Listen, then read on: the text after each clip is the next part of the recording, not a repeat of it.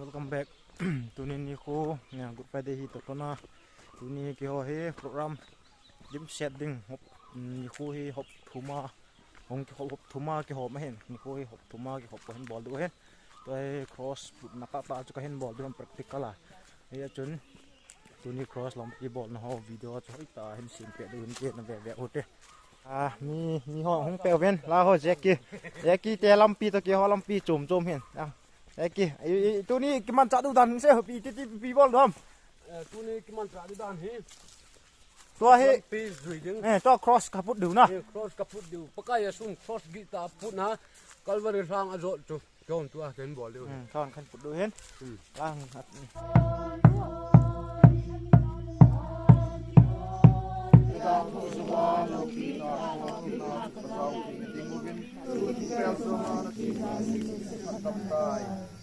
Tao chiu te muna ki khom te ho nalung se na nei vevin opakai ati ma pulo ta ayong su tao yi po chu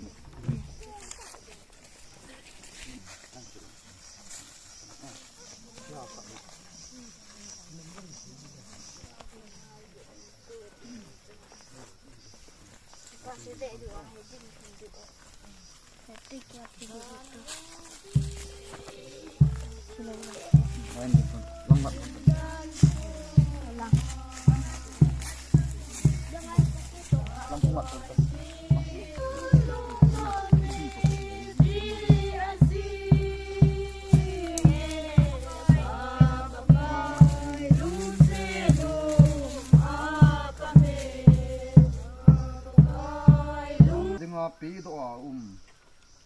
opakai Krista nangbo ko bun ka thang ba ve ase chu pel sama ki le sin na sat dam tai gel cheu te ilanin chon sit na nei lo pakai Jesu Krista chu ha na ding thu api a chule i pakai Jesu Krista in jong le sit mi him te hu hing na dinga cross chunga he so gen thei ta thi ding chu ki pa ta sam chu gel cheu te tao chiu te opakai Krista itabanga leilung sena nadinga na thi ding ze chun kathang ba e ken ka chon set na zala kamu ding damun meidil kalena korin nehu do in ti chu le ken ton sorin kimlo ban gam chu uthejing ka te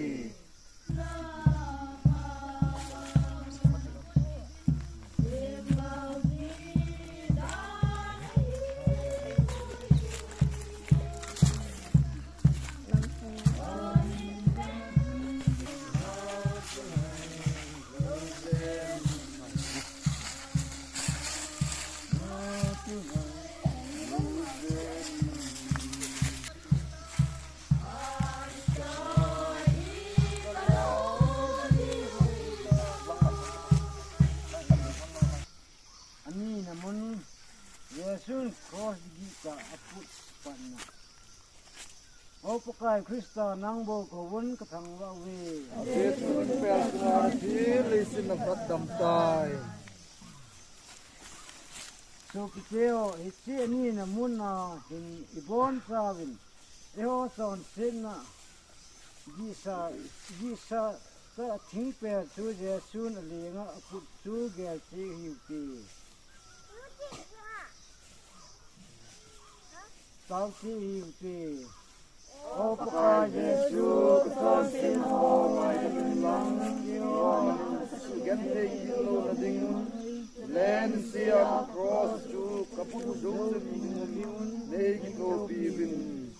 wanam kapau opakai tio nei dung senun ati sa ta sa mi teo da gau tu pe lu sinin so doen amen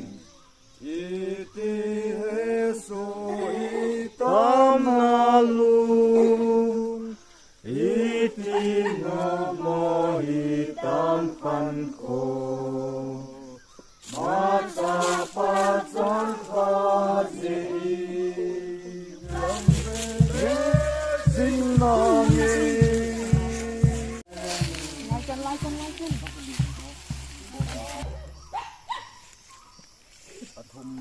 mun pakai Yesu thimpel puma atu masakna o pakai Krista nang bo khobun ka thang bo be Jesu thingpel chungan tin leis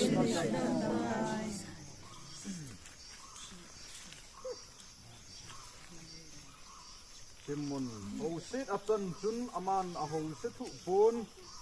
gim gan the a thu zong chun koiman agi sal poi tin la di ta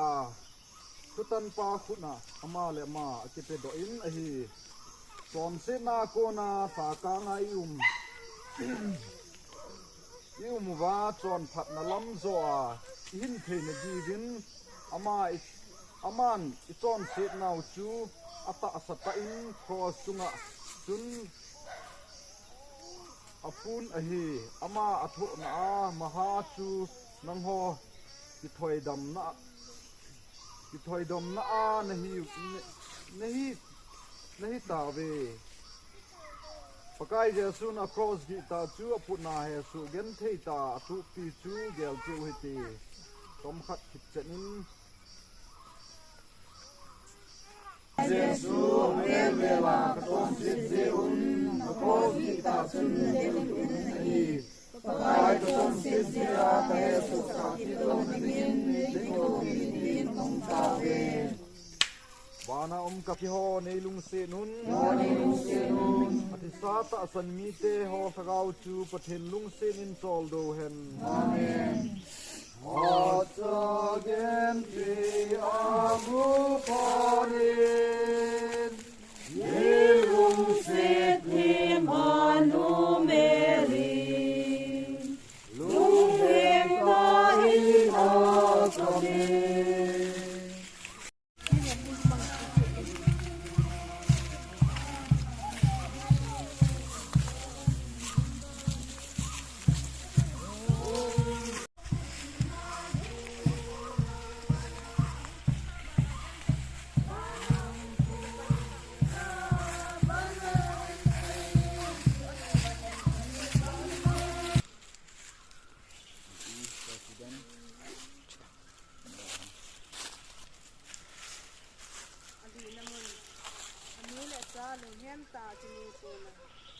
Pakai Krista nang bo khobun ka thang bo be Jesus pel suara ti leisi na sakamtai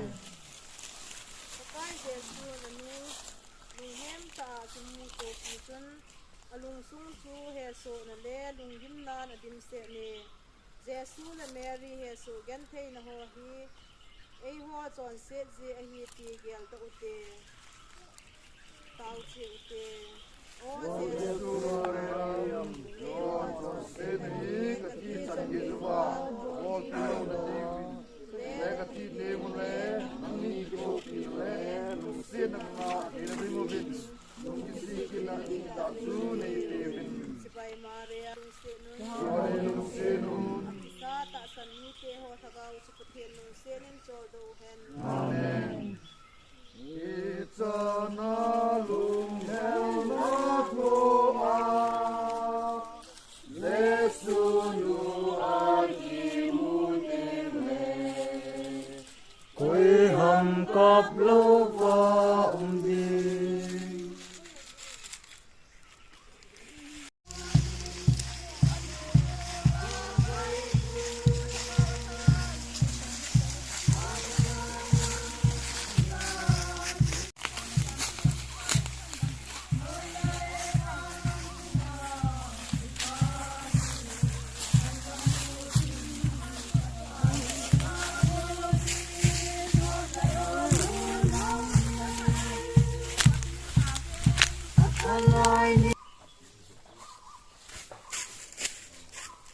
namun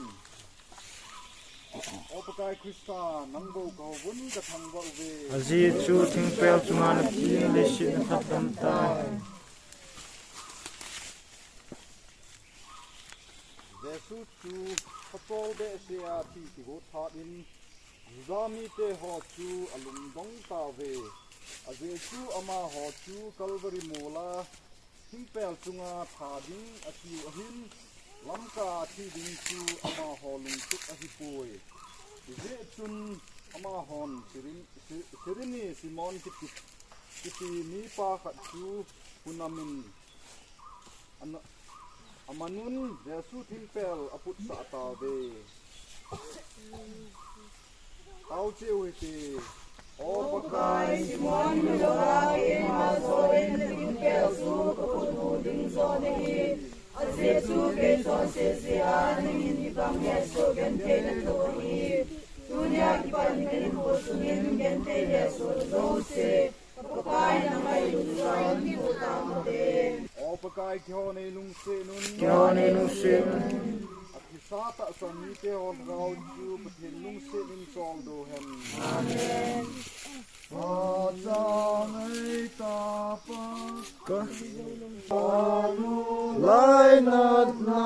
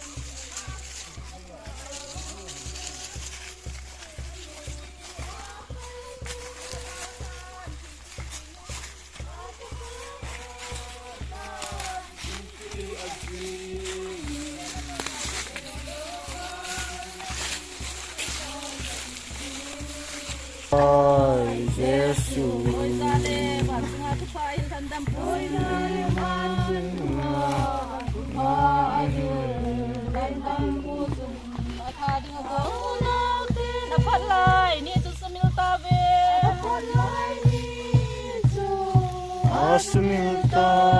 Vena nom nau hello ham na dam na ma ji lo ham na lu hu le sa sin tim cross pul ade hum ta lo I pakai Jesu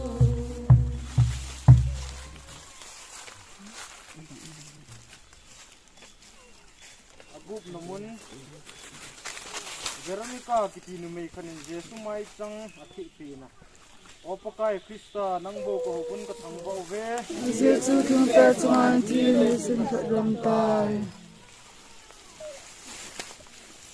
pakai Jesu chol le gen thi athu zalin amai changa aul kisanin alongin Jesu Veronica kiti numei khanin amu phanin aul kisan chu athi pin a hi le chu pun chunga chun Jesu mai chang thing lim chu abe den tan a hi Tao chi hiểu ti O Jesu ni o lung suma nyang chu su si sop tin kai nang ma Jesu gen te mo ke lo si te ni mai ti pun pong suma be sa bangin kalung suma bangin be sen wa kai ki ho nei lung se nun atisa ta san mi te ho tagau chu pathian lung se nin chol do hen amen Atsangita pakai Jesu gente Jesu atu nachu lihim chon sit se ahi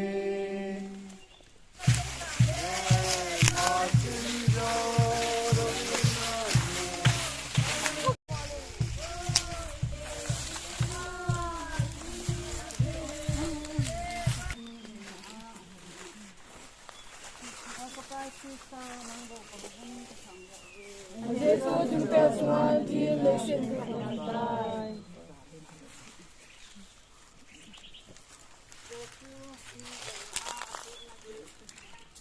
Ei hon avel vera ton sin na igol ve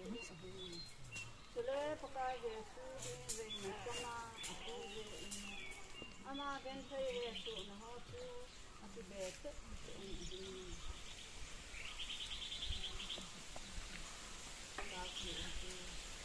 O Jesu avel nangin kasin ho ingai damun ayin ke ho avel ka to sikirun nang kasum ni dai kahive lu se na ni ve la na thu zalin e ho chuma ki chan ge zuwa nang wa lu se na wa ni din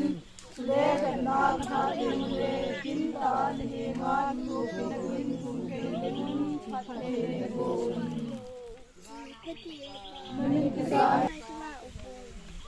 cho này lung xin nun amen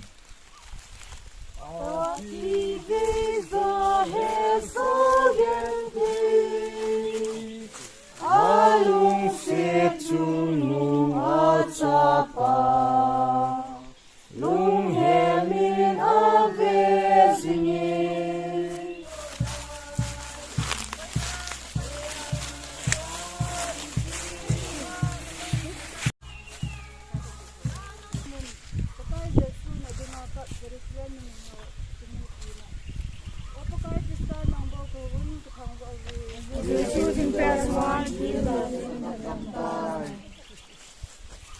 Jerusalem ni mai hot sun pakai Jesu he so gen the na hot su amu pha nun akap mun ahi ahin Jesu ahi ngo bachun ke ding in kap hiun ahi na cha te le nang ma ho ading in kap zolin aki kau su ke o bai Jesu Jerusalem mi hot nang gen te ko e ho song so sin ho sin kap te Nangin he so gen the ko sa sun ke ho ase beza gen the ko ko dinun nu isi ke te ta ni ne ma ma wa na mu ka pa ni pa kai ki ho nei lung sun sa ta se ke ho sa ba chu pe ke lung se un sol do amen lung sun ko na nu meri nang to ka hin khom te na din kalung sung hin su halin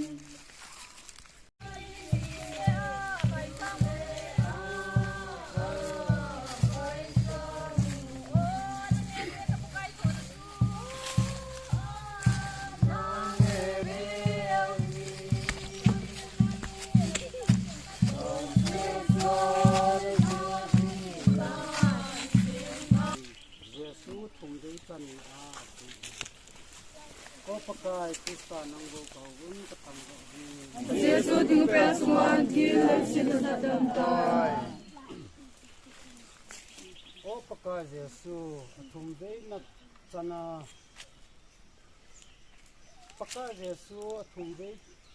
chana chana thu na ji hi ei ho ton sit paisa di nom lova avel vela ton sit tom khat pakai Jesu thu nan tom khat ke na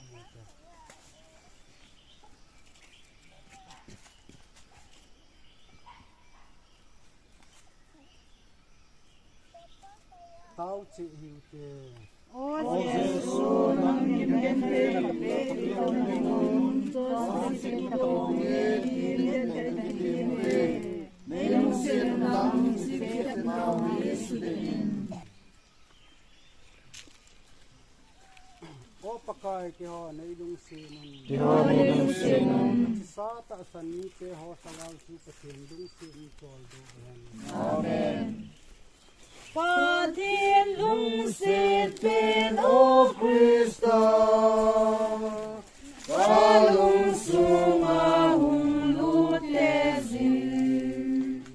Kapakai ne lung senin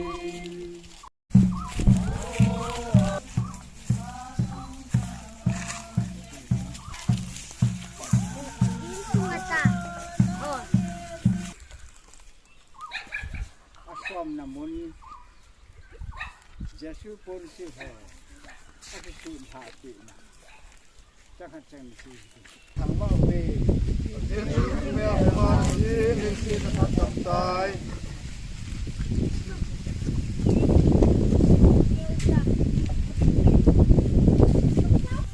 pun si ho chu pun nam le lung sin na bi helin aku ta pi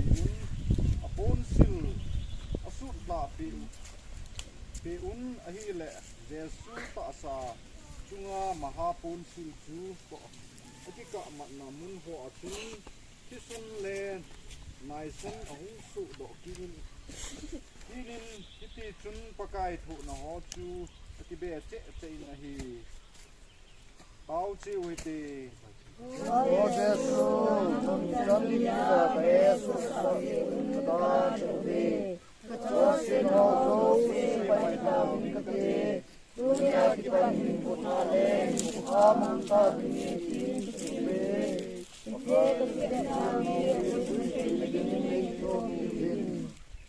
o pakai ki ho nei lung se nun sa ta san mi ke ho gau chu pathin lung se nin chol do hen amen ka ding na kim bel zuma ti na sa pala to na mundo nei musa te zi opa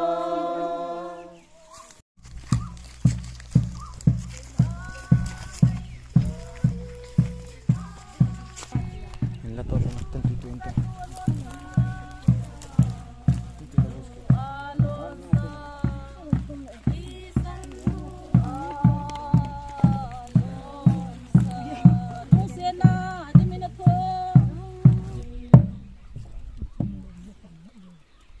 Som le khat na Jesus kel to set be na o pakai Krista nang bu ko bun ka thang bo ge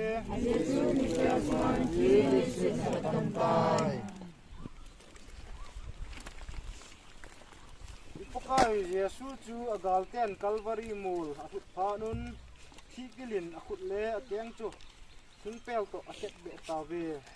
chu le ti a het be chun Jesu gen thi Jesu na chu do zo a hi tapui a hi na gal ten hi bang gen thi api wangun pakai chu na mo ho ngai dam apin lai ji tau chi hu ti O Jesu ke yin na yin bang gen the Kimon gen the Jesu ho ka kin na lai kalung sang yin na yin pel to ken be in Yesu le kimon ang Jesus sang kim gen the ho zo se nang yin pa yin bang te vai ki ho nei lung se nun sa ta san mi te ho lagau chu pathian lung se nin chol do hen Amen Dinga kim gen the na thu na sa pa gen the na zo sin Hei dòng thu khôn ca nô mi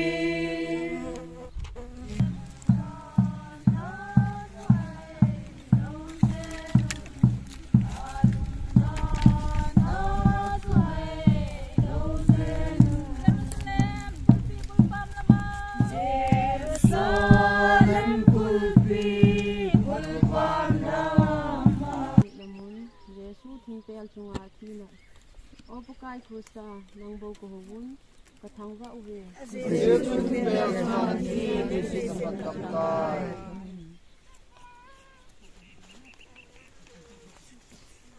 ni se yung tang wa kai si ne ya di thum sung thung pel chunga gingen the thu hubun ei ho that dam na dingin ipukal Jesus Krista ei ho dingin ahin ko ape do in atitan ahi som khat thit chein ama ngai lung se na chu ge yel to yutin ichon se na wa ko nin dam na ki ute dam te ute o pakai ke ho nin din le to to na dinin se yo lo kim gen the to in azona ne ko se son pe do kai Ibama chu ma di ta wa ke dingin ken zong ken ko ma din ken pe de pakai nam chi zao chun na hin na pe de dingin ni ma zo sa ni ko bi bien ma ve yo ne lu se nun atisa ta san mi te ho hagau chu pathian lung se in chol do hen amen có tiếng thình pe lo kỳ khai son sen thì na con ấy ta tin ba cái to thì con cano cái nung chỉ lâu đi ta na Yesu lung dam sa thing pel la kuna ala sa wa anu thing Mary in akipom na opakai Krista nang bo ko hobun ka thang ba uve Jesu ting pel suna na thiên le si na tam tai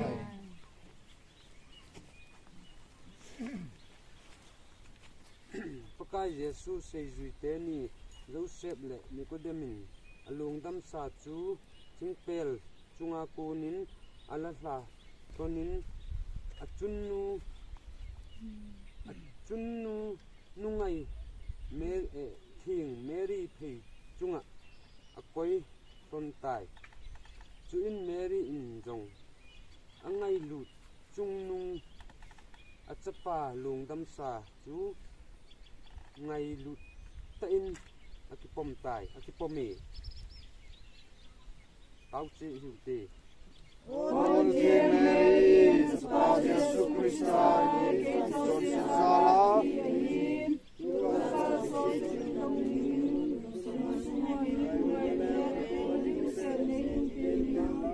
ni to pivit in kong tave wana kapam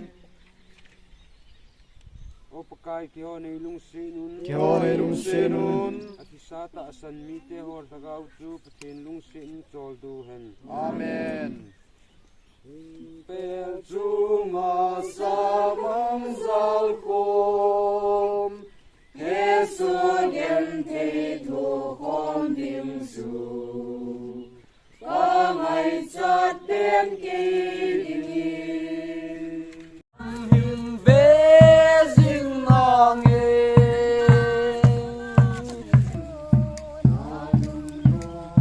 Na chu hai lo zenu